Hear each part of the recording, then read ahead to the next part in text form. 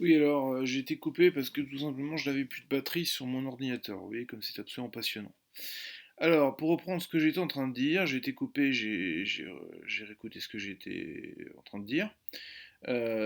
Donc, dans un autre sens, effectivement, on pourrait parler de zoomorphisme, d'accord, lorsque les hommes sont imprégnés d'un visage un peu animalier, dans une déclinaison animalière. On pourrait parler de zoomorphisme. Enfin bon, je ne sais pas si vous trouverez le terme sur internet, je ne sais pas dans le dictionnaire. En tout cas, moi, j'emploierai ce mot. Est-ce que c'est un néologisme? Peut-être, je ne sais pas. Alors, pour continuer, donc commentons un petit peu là ici. Vous voyez que il y a une forme de sensualité hein, dans la façon dont les damnés sont accompagnés jusque en enfer. Et ce qu'on peut dire, c'est que effectivement, il n'y a pas vraiment d'instrument tranchant, enfin de pique ou de je ne sais quoi, pour les traîner jusqu'en enfer. Ils sont pris manuellement par la force des bras des démons. Lorsque on les voit là, justement, ici, par là, on voit ici que, vous voyez, il l'attrape enfin, par cette partie-là du corps, des jambes, quoi. Mais en même temps, si on regarde bien, ces ailes-là et tout, ce qu'on voit à gauche, c'est quand même parfois difficile de savoir à quoi ça se rapporte, à quoi tel élément se rapporte à tel autre élément. C'est parfois pas évident. En tout cas, on voit qu'en haut à gauche, eh bien, on a un train, là, une sorte de wagon là, qui débarque et qui va être progressivement conduit vers la droite. On voit un homme qui se tient à la tête, qui se protège dans sa capuche, dans son linge, vous voyez, on en voit un autre qui a un linge aussi, donc ils ont des linges sur la tête, tout ça. Et pourtant celui-ci a l'air de quand même, je ne sais pas, on ne sait pas très bien s'il le retient ou s'il le pousse dans la gueule des démons. Donc vous voyez, il y a toujours cette ambiguïté, on ne sait pas trop, hein. Et justement, c'est en ça qu'il y a une forme, métaphoriquement, moi je trouve, de sensualité évidente dans la projection de Michel-Ange. Et en ça, on peut difficilement soustraire cet aspect très projectif de Michel-Ange du réalisme, de l'enfer, de l'accès des damnés aux enfers, parce que tout simplement l'accès des damnés aux enfers reste euh, intemporellement et éternellement une question suspendue. On ne sait pas, comme disait La Rochefoucauld, ni la mort ni le soleil ne pouvons le regarder en face. Donc c'est vrai qu'effectivement, on peut tout imaginer sur ces choses-là. Ce qui est intéressant, c'est de voir la qualité projective qui s'y présente sur ces représentations, sur ces fresques, ces peintures, ces dessins, etc. Alors Michel-Ange a procédé par des études, évidemment, comme vous le savez en histoire de l'art, la plupart des grands peintres, comme par exemple aussi Caravage, ont procédé par des études, évidemment. Le clair-obscur de Caravage. Bon, on retrouve aussi la question du clair-obscur aussi évidemment chez Rembrandt, concernant il y a plein voilà, de philosophes ou que sais-je. Enfin, on peut retrouver plein d'éléments comme ça. Là, vous voyez, on n'est pas vraiment dans le clair-obscur, bien qu'il y a quand même effectivement un contraste assez marqué dans ce détail quand même au niveau de la façon dont les couleurs sont, dont les teintes sont foncées ou pas. Mais ce qu'on peut remarquer, pour revenir à notre sujet, c'est qu'effectivement, ce zoomorphisme dont je parle sur ces visages, sur ces démons, si je puis dire, eh bien, en fait, c'est ça qui est intéressant, c'est qu'en fait, si on regarde certains éléments, on voit qu'il y a deux démons qui tirent, qui vraiment euh, tirent une sorte c'est pas de corde, c'est pas vraiment de corde, c'est plutôt un bâton, et en fait, on a du mal à savoir où est-ce que le bâton s'arrête, par où il passe, c'est atténué curieusement par là. En tout cas, on voit très clairement, euh, donc là, vous voyez, deux damnés qui ont la peau encore assez fraîche, un peu rosé, je ne sais comment dire, enfin, vous voyez, d'un, voilà, d'une certaine bonne oxygénation, de sanguin, on va dire ça comme ça. Enfin bon, ce sont des hommes, tous. Je ne vois pas de femmes, d'une part, et d'autre part, ils sont tous très musclés. Donc, c'est pour revendiquer la place centrale de l'homme dans sa quintessence, de son recentrement, d'un point de vue métaphorique. C'est-à-dire que des hommes musclés comme ça, enfin oui, ça n'existe pas vraiment, enfin c'est de nos jours peut-être avec la musculation ou que sais-je, mais enfin il y a un traitement stylistique qui est tel dans ces peintures que le but n'est pas le réalisme, le but n'est pas de représenter l'homme tel qu'il serait au un par un, au cas par cas, c'est vraiment, on pourrait dire dans ces cas-là, une moyenne statistique d'une sorte de moyen idéal, si vous voulez, on peut le tourner comme ça. Enfin, toujours est-il que apparemment, il n'est pas bon d'être cet homme idéal vraiment, parce que ce qui va barrer ce grand autre de l'idéal de l'homme, c'est effectivement, pour reprendre le concept de la psychanalyse, la barre sur le grand A, et eh bien c'est effectivement ces démons qui vont un petit peu, pour parler plus simplement, qui vont, je dirais, stigmatiser ces hommes idéaux, cet homme idéal, ils vont le faire redescendre de son exaltation, enfin je veux dire de son idéal, de son sommet, ils vont le faire redescendre euh, de son confort, de sa zone de confort, de l'expression narcissique de son corps. Donc, ils vont, tout ça, les démons, ils vont le défaire, le rabattre, le punir. Ah, pardon, excusez-moi, décidément, c'est un peu compliqué parfois d'utiliser ces choses-là. Alors, je me calme. Voilà.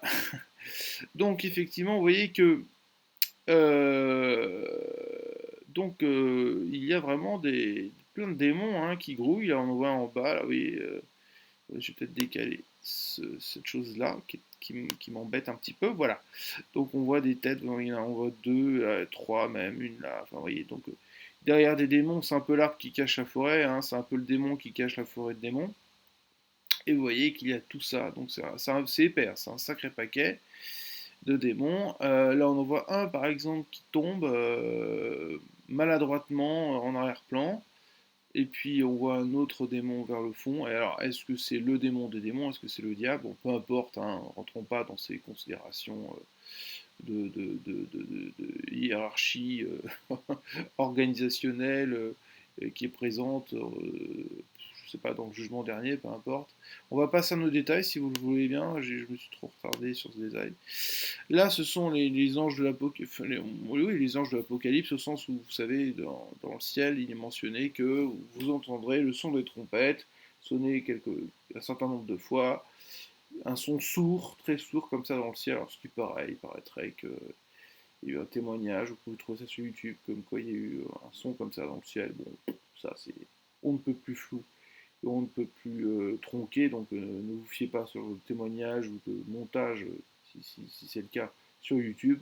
Mais bon, ce qui paraîtrait, il y en a un qui aurait entendu ces sons de trompette. Mais enfin bon, toujours est-il que je vois pas le rapport, non forcément directement avec ce type de représentation à l'époque de Michel-Ange.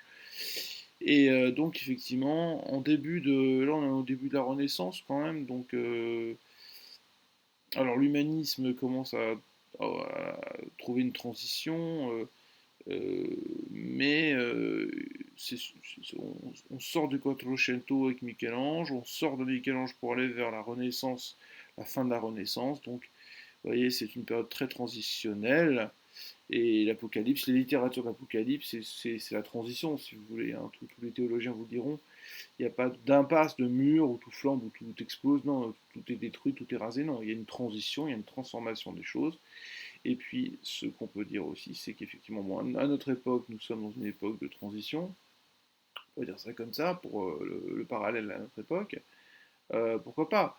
On peut envisager comme ça. Bon, alors pour revenir à ce détail, donc on voit des anges, effectivement. En fait, vous voyez que ce sont des anges dont on ne voit pas forcément les ailes, curieusement. Ils sont posés sur des nuages, sur lesquels ils trouvent un siège.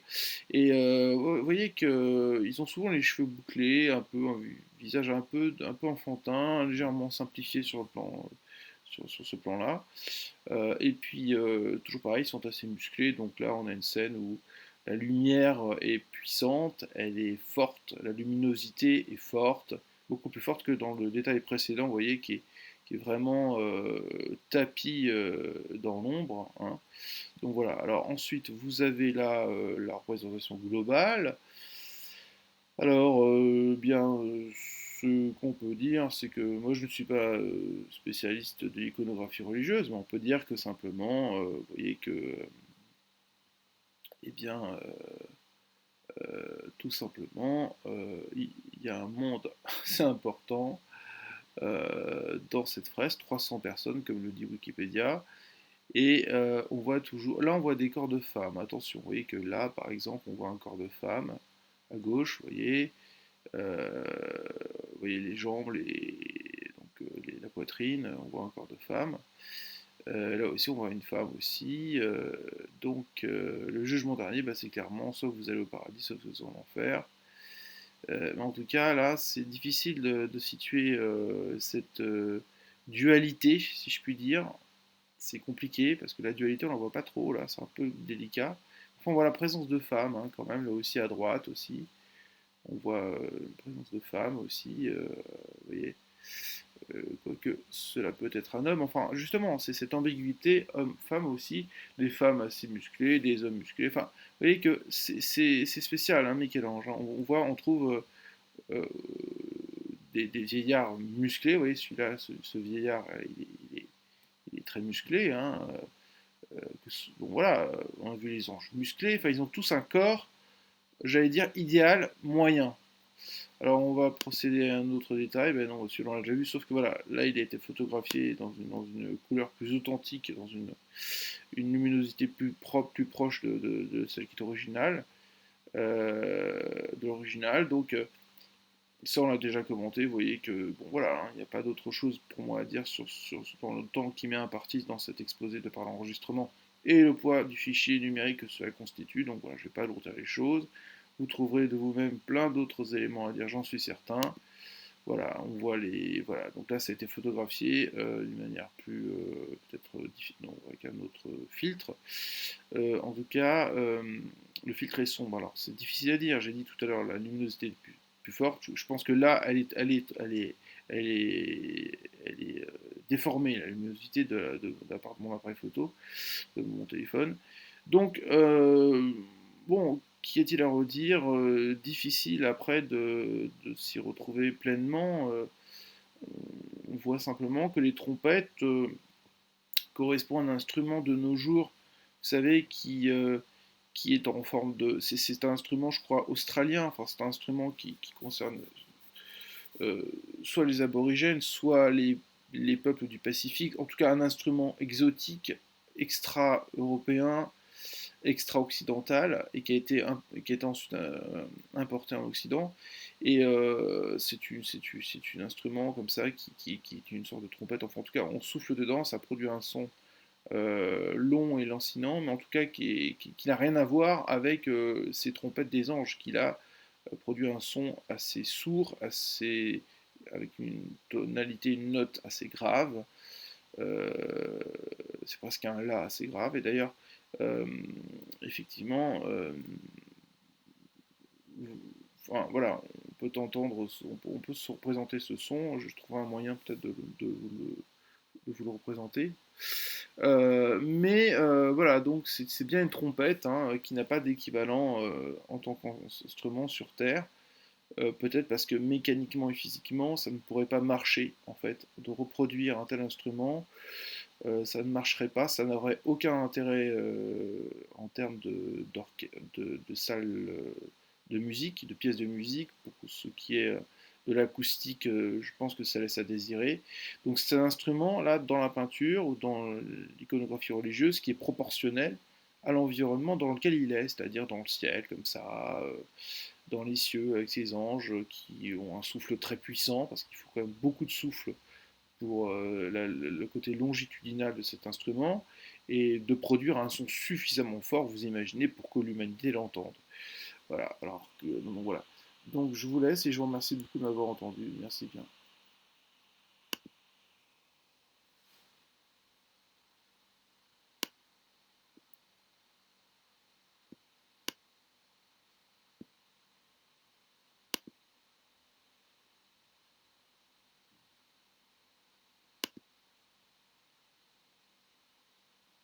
Ça peut être enregistré.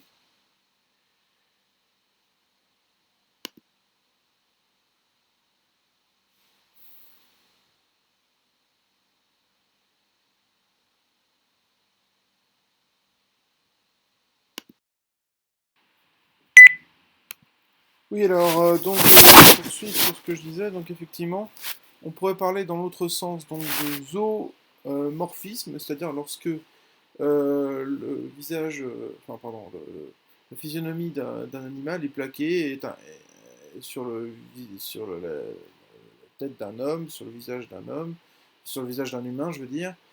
Et donc, effectivement, ce que je voulais simplement dire, c'était que on trouve ici, vous voyez, cet homme idéal, musclé, c'est un homme idéal moyen, puisque on le voit de manière quasi permanente, on voit des anges musclés, vous voyez cette musculature, ce corps très stylisé, qui est pas seulement propre à Michel-Ange, comme le Diophore ou le de Polyclète, enfin bon, euh, donc vous voyez qu'on trouve beaucoup dans l'art gréco-romain cet homme idéal. C'est souvent donc un corps très athlétique, hein, qui n'est pas directement lié à l'héritage, dans l'héritage de la formation militaire à l'époque de la Grèce contre les Perses, enfin contre les envahisseurs voisins. Euh, mais effectivement, on peut considérer qu'il y a une tradition du corps en termes de beauté esthétiquement fixée sur la musculature. Donc c'est vrai que c'est un homme imaginaire, si vous voulez, c'est un homme idéal moyen, moi j'ai envie de dire, puisque il manque de singularité. Alors on voit dans ce détail des anges, effectivement, un instrument très longitudinal, qui est une trompette que nous ne retrouverons pas sur Terre, évidemment, dans le monde réel, puisque il faut un souffle considérable pour produire un son très fort, très puissant, que l'humanité puisse entendre. Donc le souffle de ces anges doit être considérable. Évidemment, ce sont des anges. On peut tout imaginer. On peut penser qu'effectivement, dans ce qui représente, si vous voulez, la condamnation des damnés aux enfers, on peut considérer que ni la mort ni le soleil, on peut les regarder en face, comme dirait la Rochefoucauld, et que d'une certaine façon, on peut tout imaginer sur la façon dont sont desservis et damnés dans les enfers. On voit très clairement que, eh bien, on ne sait pas si ils sont poussés, ces damnés, vers les démons, ou s'ils sont retenus. Il y a une ambiguïté à ce niveau-là qui traverse tout l'ensemble de cette peinture. Et voilà, il y a une sorte d'ambiguïté qui est propre à Michel-Ange dans la projection de sa peinture. Et nous sommes effectivement, nous allons quitter donc la première période de la Renaissance, à partir du Quattrocento, le XVe siècle. Nous allons, après le XVIe siècle, nous allons virer vers une fin de la Renaissance et vers effectivement une érosion de cette Renaissance, c'est-à-dire cette forte présence d'un humanisme où l'homme est au centre de tout. Et voilà, effectivement, ce que je voulais dire aussi, c'est qu'effectivement, eh bien, on voit que euh, on n'a pas du tout comment dire, de réalisme en termes de fresques. Enfin, vous voyez, c'est quelque chose qui n'a plus rien à voir avec toutes les fresques, enfin toutes les peintures qui auront par exemple lieu au 19e siècle, par exemple. Vous voyez que euh, c'est-à-dire le souci du détail change, enfin l'ensemble, la dynamique change. Là, vous voyez, on a affaire presque à un ballet, à des gens, à des gens qui dansent. C'est presque une danse globale, et il y a un aspect dynamique au niveau de la danse, au niveau il y a une esthétisation qui est réelle, enfin, qui est présente, à mon avis, dans ces peintures, dans ces détails de cette fresque. Et effectivement, on voit que un démon cache des démons comme un arbre cache la forêt dans la partie droite du tableau, et de ce détail, je veux dire. Et effectivement, eh bien, on voit par là-bas certains qui se plaignent de cette horreur d'aller dans les enfers. Mais effectivement, il y a une certaine, comme je l'ai dit, ambivalence permanente dans ces contacts, la façon dont, dont sont attrapés les damnés. Là, on voit par exemple, on en voit un qui est plutôt sanguin, qui a plutôt une chair plutôt rose, hein.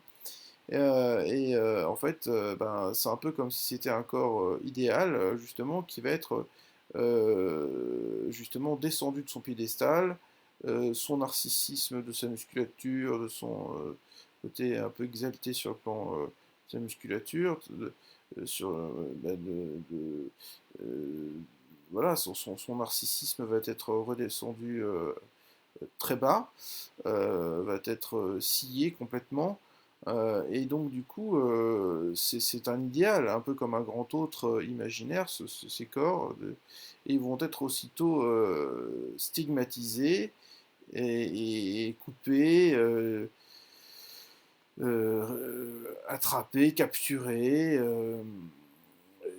et donc voilà, c'est un peu comme si ce grand autre de ces corps, notamment ces trois personnages au centre de ce détail, vont être ce grand autre de ce corps exalté va être mis à mal, va être stigmatisé, vous voyez, et donc euh, c'est d'ailleurs même insupportable que de voir comment dire, une telle présence euh, comment dirais-je, d'une telle charpente ostéomusculaire, une charpente musculaire. Et pourtant, on voit bien les démons sont musclés aussi, donc comme j'ai dit, transversalement, voilà, il y a ce corps idéal, et on voit d'ailleurs dans d'autres détails, si vous permettez, nous sommes dans les anges pareillement, sont musclés de la même façon, on voit qu'il y a des femmes, hein, vous voyez que là, il y a des femmes, vous voyez qu'il y a des femmes, 300 personnages, ça fait beaucoup, l'organisation est complexe, je ne saurais comment la décliner en termes de dualité de ceux qui vont au paradis, ceux qui vont en enfer, mais on voit des corps de femmes, on voit le corps d'un vieillard, vous voyez, qui est très musclé aussi, donc ça c'est effectivement c'est un peu typique de Michel-Ange. Mais comme j'ai dit, pas que de Michel-Ange, puisque l'art helléniste grec aussi est beaucoup plus subtil, hein, me semble-t-il. Euh, mais donc voilà, finalement on voit qu'il y a aussi donc des enfants, des gens plus ou moins jeunes, enfin bon, c'est toute une humanité qui serait représentée, regroupée comme ça au Vatican, sur un mur, adossé à un mur porteur de la chapelle Sixtine. Mais voilà, en fait, vous voyez que c'est complexe, on pourrait en dire beaucoup plus longtemps de choses là-dessus. Eh bien voilà, je crois que je vais vous laisser sur cela. Oui, je voulais parler peut-être des trompettes. Oui, c'est-à-dire qu'il y a un instrument qui est aborigène, je crois, ou un instrument qui est importé en France notamment, mais dans d'autres pays occidentaux.